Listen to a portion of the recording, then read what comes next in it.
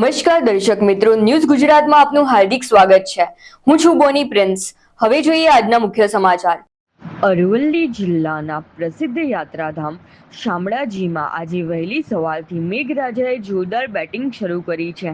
છેલ્લા 5 કલાકથી સતત વરસાદ વરસી રહ્યો છે, જેના કારણે સમગ્ર શામળાજી પંથક વરસાદી માહોલમાં તરબોળ બન્યું છે.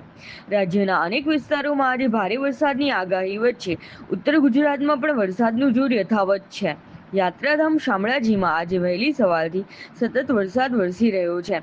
છેલ્લા 5 કલાકથી અવિરત વરસાદના કારણે રસ્તાઓ પર પાણી વહેતા જોવા મળી રહ્યા છે અને સમગ્ર વિસ્તાર ઠંડકમય બન્યો છે.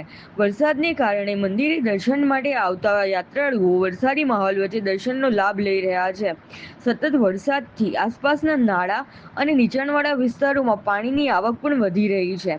પ્રશાસન દ્વારા વાહન ચાલકોને વરસાદ દરમિયાન સાવચેતીપૂર્વક વાહન ચલાવવાની અપીલ કરવામાં આવી છે, કારણ કે ભારે વરસાદ દરમિયાન દ્રશ્યતા ઘટવાની શક્યતા રહે છે. રિપોર્ટર સંજય ગાંધી, શામળાજી, અરવલ્લી.